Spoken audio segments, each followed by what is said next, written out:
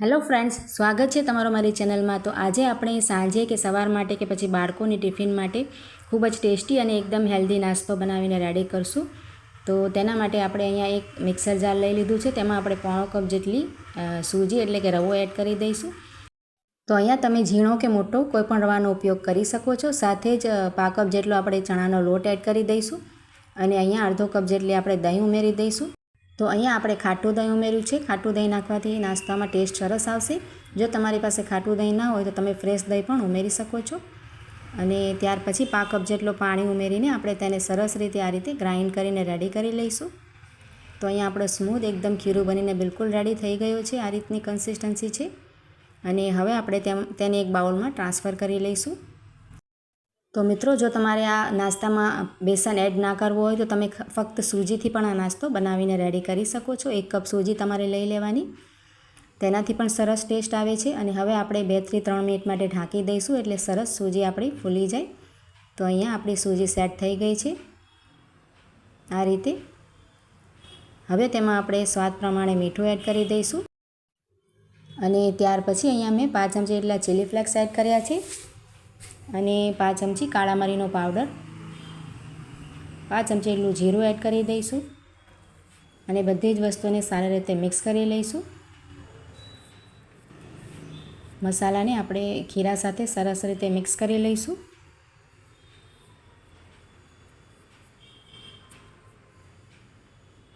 તો અહીંયા આપણે મસાલાને સારી રીતે ખીરામાં મિક્સ કરીને રેડી કરી લીધા છે। હવે આપણે તેમાં શાકભાજી થોડાક એડ કરી દઈશું। તો અહીંયા ખમણેલી થોડીક ગાજર એડ કરી છે, 2 ચમચી જેટલી આદુ અને લીલા મરચાં ઝીણા સમારેલા એડ કરી દેવાના છે અને એક નાની ઝીણી સમારેલી ડુંગળી। અહીંયા તમે આદુ મરચાંને ક્રશ કરીને કે પીસીને પણ એડ કરી શકો છો અને ઝીણા સમારેલા ધાણા એડ કરી દીધા છે અને હવે આપણે અહીંયા તેને સરસ રીતે ખીરામાં મિક્સ કરી લઈશું। અહીંયા તમે ટામેટું પણ એડ કરી શકો છો ઝીણું ઝીણું ચોપ કરીને, તેનાથી પણ સરસ ટેસ્ટ આવે છે। ખીરામાં આપણે શાકભાજી સારી રીતે અહીંયા મિક્સ કરી લેવાના છે। તો અહીંયા ખીરા આપણે એકદમ રેડી છે। હવે આપણે આગળની પ્રોસેસ કરી લઈશું। તો તેના પછી અહીંયા મેં આ રીતે વાટકી લઈ લીધી છે। તમારી પાસે આ ટાઈપની વાટકી ના હોય તો તમે કોઈ પણ નોર્મલ ઘરમાં આપણે આ રીતની વાટકી હોય તેમાં પણ આપણે આ નાસ્તો બનાવી શકાય છે।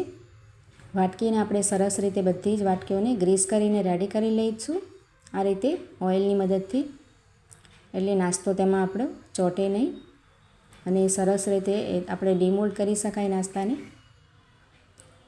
તો અહીંયા આપણે વાટકીને ગ્રીસ કરીને રેડી કરી લીધી છે। હવે આપણે ખીરાને અહીંયા લઈ લઈશું અને તેમાં આપણે ઈનો કે સોડા આ રીતે એડ કરી દઈશું। 1 ચમચી જેટલું ઈનો અહીંયા આપણે એડ કરી દીધો છે અને હવે તેની ઉપર પાણી નાખીને તેને સરસ રીતે મિક્સ કરી લઈશું। તો આ રીતે ઈનો મિક્સ કરવાથી આપણો બેટર એકદમ ફ્લફી અને આપણો નાસ્તો એકદમ ફૂલેલો બનશે। હવે આપણે જે બેટર રેડી કર્યો છે તે વાટકીમાં આપણે આ રીતે સેટ કરી લઈશું। તો આપણે આ વાટકીને અડધી જ ભરવાની છે કેમ કે આપણો નાસ્તો સરસ રીતે ફૂલશે, એટલે આ રીતે બધી જ વાટકીમાં આપણે બેટર એડ કરી દઈશું। તો અહીંયા આપણે પ્રોસેસ જલ્દીથી કરવાનો છે કેમ કે આપણે બેટરમાં ઈનો એડ કરી દીધો છે। તો અહીંયા બધી જ વાટકીમાં અમે બેટર રેડી કરી લીધો છે એડ કરીને, અને હવે આપણે તેની ઉપર થોડો લાલ મરચું આ રીતે સ્પ્રિંકલ કરી દઈશું। અહીંયા તમે કાળા મરીનો પાવડર પણ આ રીતે છાંટી શકો છો અને આ રીતે રેડી થઈ જાય પછી આપણે તેને જેમ આપણે ઢોકળાને સ્ટીમ કરીએ છીએ એ જ રીતે અહીંયા મેં તેના માટે આ રીતે સ્ટીમર રેડી કરી લીધો છે। તેની ઉપર આપણે વાટકીઓને રાખી દઈશું બધી જ અને તેને ઢાંકીને કૂક કરી લઈશું। 3 થી 4 મિનિટ માટે તેને સરસ રીતે કૂક કરી લેવાની છે। તો અહીંયા આપણે ઢાંકી દીધું છે અને હવે આપણે 3 થી 4 મિનિટ થઈ ગઈ છે એટલે આપણે તેને ચેક કરી લેવાની છે। તો અહીંયા આપણો જે નાસ્તો છે એ સરસ રીતે સ્ટીમ થઈ ગયો છે। આ રીતે આપણે ચેક કરી લઈશું અને તેને થોડુંક ઠંડુ થવા દઈશું। અહીંયા આપણે બીજી જે વાટકીઓ હતી તે પણ આપણી સરસ સ્ટીમ થઈને રેડી થઈ ગઈ છે અને અહીંયા મેં વાટકીને ઠંડી કરી લીધી છે। હવે આપણે તેને ડિમોલ્ડ કરી લઈશું। ખૂબ જ સરસ આપણો નાસ્તો એકદમ ફૂલીને રેડી થયો છે અને એકદમ જાળીદાર બન્યો છે। તો આપણે આ રીતે નાઈફની મદદથી તેના કિનારીને થોડીક અલગ કરી લઈશું એટલે આપણે કાઢવામાં એકદમ સરળતા થાય. તો અહીંયા તમે જોઈ શકો છો નાસ્તો એકદમ ફૂલેલો અને એકદમ સોફ્ટ બનીને રેડી થયો છે. જાળી પણ સરસ આવી છે તેમાં. તો મિત્રો, જો તમને આ રેસીપી સારી લાગી હોય તો તેને લાઇક, શેર અને કમેન્ટ જરૂરથી કરજો અને રેસીપીને જરૂરથી શેર કરજો. બાળકોને આપણે આ રીતે બનાવીને ટિફિનમાં પણ આપી શકાય છે અને સવારે કે સાંજના નાસ્તા માટે પણ ખાઈ શકાય છે. ખૂબ જ ટેસ્ટી અને એકદમ હેલ્ધી છે. તો અહીંયા આપણે બધો જ નાસ્તાને ડીમોલ્ડ કરીને આ રીતે પ્લેટમાં લઈ લીધો છે. તમે જોઈ શકો છો ખૂબ જ સરસ નાસ્તો આપણો બનીને રેડી થયો છે. તો હવે આપણે તેને બંને બાજુથી શેકી લઈશું. તો ખૂબ જ ટેસ્ટી આ રીતે નાસ્તો આપણો રેડી થશે. આ રીતે પેનમાં તેલ ગરમ કરી અને 1 ચમચી જેટલું અને તેમાં આપણે 1 ચમચી જેટલી રાઈ એડ કરી દઈશું. રાઈને પણ બધી બાજુ આ રીતે સ્પ્રેડ કરી દઈશું અને સરસ રાઈ એકદમ કકડી જાય ત્યાર પછી જે આપણો નાસ્તો છે તેને આ રીતે આપણે પેનમાં રાખીને બંને બાજુથી શેકીને રેડી કરી લેવાનો છે.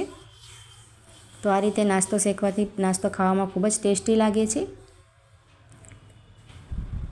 તો બંને બાજુથી આપણે આ રીતે ફ્લિપ કરતા જઈને તેને રોસ્ટ કરી લઈશું.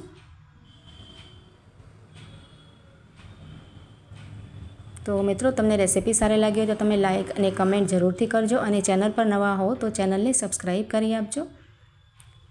તો અહીંયા આ રીતે આપણે બધો જ નાસ્તો ફ્લિપ કરતા જઈને સરસ રીતે શેકીને રેડી કરી લીધો છે. હવે આપણે તેને પ્લેટમાં લઈ લેવાનો છે. તો અહીંયા તમે જોઈ શકો છો નાસ્તો એકદમ સરસ તેની લુકિંગ આવી છે અને ખાવામાં ખૂબ જ ટેસ્ટી લાગે છે આ નાસ્તો. તમે એકવાર ચોક્કસથી ટ્રાય કરજો એટલે તમને સરસ ખૂબ સારો લાગશે. તો ચાલો મળીએ નવા વિડીયોમાં.